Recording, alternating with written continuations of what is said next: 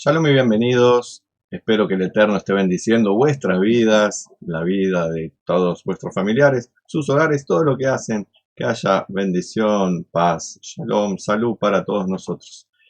Estamos ahora para hacer un pequeño resumen de la parashá que toca leer esta semana, que es la parashá Kitizá, una parashá que contiene algunos temas muy conocidos y que por lo general no se sabe dónde está. Es en esta parashá, por ejemplo, el becerro de oro. Pero vamos a ir en orden. Comienza la parashá con algunos detalles de la construcción del Mishkan, del tabernáculo, que ya se había empezado a hablar de él, este templo portátil que acompañó a los judíos durante los 40 años del desierto y luego también hasta que fue construido el primer templo en Jerusalén. A los Bnei Israel se les ordena dar medio shekel para un censo nacional y de esa manera cada judío daba su medio shekel, se contaba, se sabía cuántos había, pero ese dinero después se usaba para las compras de las ofrendas públicas en el templo. Así que no era un dinero que era luego usado para cuestiones de políticos o vaya a saber en qué, sino para las compras necesarias para ciertos servicios que se hacían en el sagrado templo, en este caso en el Mishkan, como dijimos, el tabernáculo. Se nos habla también del kior, el lavado de cobre, que se describe junto con los ingredientes y las leyes del aceite de la unción y el ketoret, el incienso, del cual creo que hablamos la semana pasada. Pueden buscar en el video si les interesa, es muy interesante el incienso. Betzalel, que era un nieto de Miriam, es identificado como el principal artesano y arquitecto para el Mishkan, y según la tradición era un joven de 13 años. Betzalel, cómo los nombres perduran, ya que, por ejemplo, la escuela más famosa de Bellas Artes en Israel está a su nombre, Betzalel, que se puede traducir su nombre como el que está a la sombra de Dios. Precisamente se dice que de ahí obtuvo su cualidad, su capacidad como artesano, arquitecto, de una intuición dada por Dios.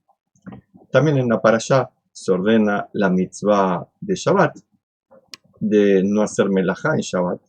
Y como no está explicado qué significa la melajá, que se traduce como tarea o actividad, y está entre la construcción del Mishkan, los sabios han descubierto que esta relación de la prohibición de melajá en Shabbat junto con los trabajos que se hacían para la construcción del Mishkan significa que esas 39 categorías de trabajos para el Mishkan son las 39 que están prohibidas en Shabbat.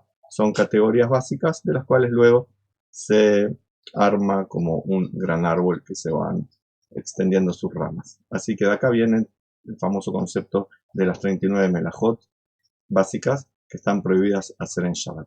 Y también en la parashá luego se cuenta el becerro de oro, que hay varias versiones. La más consistente es que el Erev Rav, la gente que no era parte del pueblo de Israel, que salió junto con el pueblo de Israel y que Moshe era el encargado de dirigirlos porque él había asumido esa responsabilidad, se puso nervioso porque habían contado mal los 40 días, estaban reclamando que si no estaba Moshe, ¿qué iba a pasar con ellos? Entonces ese nervio los llevó a pedir que querían algo en lugar de Moshe, que les reafirmara que ellos iban a seguir estando bajo la protección de Dios, junto al pueblo de Israel. Hur, que era un sobrino de Moshe, les dijo que se tranquilicen, que no pidan cosas raras, lo mataron y lo despedazaron al pobre muchacho. Y luego fueron con Aarón, el hermano de Moshe, y le dijeron, ¿viste lo que le hicimos a tu sobrino? Lo mismo te vamos a hacer a vos. Nosotros estamos muy nerviosos, no está Moshe, no sabemos qué va a pasar con nosotros, o nos haces algo que nos calme, por ejemplo, un intermediario entre nosotros y Dios, o vas a cobrar como cobró tu sobrino. Y entonces ahí Aarón trata de alargar las cosas, finalmente se construye el becerro de oro, que los deja más o menos felices a estas personas. Empiezan a hacer todo tipo de fiestas en honor a este intermediario de los dioses o Dios para ellos. Muchos judíos son atraídos por esas fiestas que incluían comida, bebida, bailes y también sexo. Y entonces se arma ahí toda una batahola en honor a este Dios o intermediario entre los hombres y Dios. Y Dios, el verdadero, le dice a Moshe, es hora de que bajes porque está pasando un desastre en el campamento. Baja. Moshe baja y se encuentra con que realmente estaba pasando un desastre. 40 días atrás había escuchado no tendrás otros dioses delante de mí, y justamente ahora estaban teniendo otro Dios delante de Dios. Recordemos que la palabra Dios originalmente, por lo menos en el concepto hebreo, no es algo metafísico, sino que Dios era, se usaba Elohim como poderoso. Los jueces eran Elohim, los nobles eran Elohim, cualquier persona con cierto poder era un Elohim porque los dioses eran los poderosos. Después se empezó a hacer abstracto el asunto y hoy creemos que los dioses son abstractos. Es un tema quizás para otro video, para otra ocasión, pero entendamos que no era el pueblo judío que estaba haciendo idolatría y si lo hubiera hecho, es comprensible después de haber estado tanto tiempo inmersos en el pozo más oscuro de la impureza y de la idolatría como era Egipto y ellos no tenían libertad. Entonces desciende Moshe, castiga a los culpables, destruye el becerro. La única tribu que según la tradición no tuvo ningún contacto con ninguno de sus miembros, ningún contacto con nada de esta fiesta en honor al intermediario de Dios, era la tribu de Leví, la propia tribu de Moshe. Y siguiendo con la para allá, Moshe le pide a Dios perdón por el pueblo, que no lo destruya. Por eso mismo hace que se retire el tabernáculo del medio del campamento. Dios estaba, entre comillas, enojado. Dios no se enoja ni se desenoja, pero se demuestra enojado para que la gente comprenda que no hizo bien las cosas. Ya seguiremos con este tema más adelante, porque con la para allá se continúa diciendo que Yoshua es proclamado el alumno principal de Moshe. Y luego ya sabemos, 40 años después, se convertiría en el nuevo líder. Estando Moshe pidiendo por que no sea castigado el pueblo, le pide a Dios, Dios, yo necesito saber cómo funcionan las cosas. Yo no entiendo cómo al bueno le va mal, al malo le va bien. No entiendo cómo es esto de la justicia divina. ¿Me la podés explicar? Y Dios le dice, mira, vos sos el profeta más grande que existió, que existirá, quizás en la época mesiánica haya profetas más grandes, pero hasta ahora vos sos el number one, pero ni siquiera vos vas a poder comprenderlo. Vos sabés lo que ya sabés, lo que yo te enseño, no pidas saber más allá de tu capacidad, porque nadie puede llegar a entenderme, le dice Dios, y tampoco se puede entender cómo funciona el sistema que Dios implementa en el mundo. Puedes entender ciertas cosas, sabe que hay justicia, le dice, sabe que hay misericordia, sabe que hay teshuvá para ustedes, o sea, ustedes tienen que hacer algo también de su parte. Y obviamente, ustedes humanos tienen que copiarme a mí en la medida de lo posible, construir shalom, hacer bondad y justicia. Y ahí Moshe recibe la instrucción también de armar 2 nuevas tablas y ascender al monte Sinaí. Esa, me olvidé de contarles, que cuando bajó del monte Sinaí y vio el becerro, rompió las tablas. Me había olvidado de contar esa parte. Ahora recibe la orden de cortar, preparar 2 tablas de piedra para subir nuevamente al monte Sinaí, para recibir nuevamente lo que se llaman 10 mandamientos, para que sean inscritos. Y también en esta para allá está el famoso Adonai, Adonai, El Rahum Behanun, Erejapaim, Gesed Behemet, que lo decimos tantas veces en Yom Kippur, que son los 13 atributos, nombres de la misericordia divina, que es una fórmula muy importante para comprender lo poquito que nosotros podemos comprender de que Dios es también misericordia y que su justicia implica misericordia. Y se vuelve a establecer el pacto con el pueblo de Israel. Es un pacto que no se rompe, el pacto que se había hecho antes de la entrega de la Torá, 40 días atrás. Pero como había acontecido esto del becerro de oro, quizás alguno podría pensar, el pecado del pueblo judío destruye el pacto y se precisa un nuevo pacto con otra gente. Se termina el pueblo de Israel y hay un nuevo Israel espiritual que reemplaza al Israel antiguo. Y acá está diciendo Dios, miren que en el futuro ustedes van a pecar una y millones de veces y no se va a romper el pacto.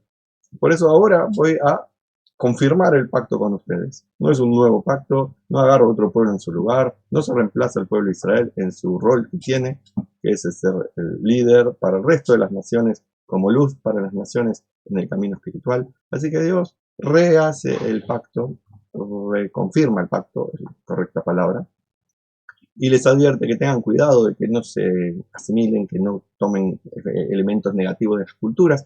de los demás, porque puede pasar de vuelta esto que pasó con el becerro de oro. Se dejaron tentar por los bailecitos, la comidita, el sexo, etcétera, y terminaron haciendo un desparramo de inmoralidades que no va con gente que debiera vivir de una manera espiritual. Obviamente, no solamente el pueblo judío debe vivir de una manera espiritual, pero por ser los líderes en el camino, los maestros, el faro que ilumina la oscuridad, bueno, somos los que tenemos que tener más cuidado. Y Dios, sabiendo que el pueblo de Canaán era bastante más evolucionado, oculto y degenerado que los judíos, les dice, miren que en cualquier momento, el plan era llegar en pocos meses, no en 40 años, en pocos meses a Canaán, miren que ustedes tienen que cuidarse.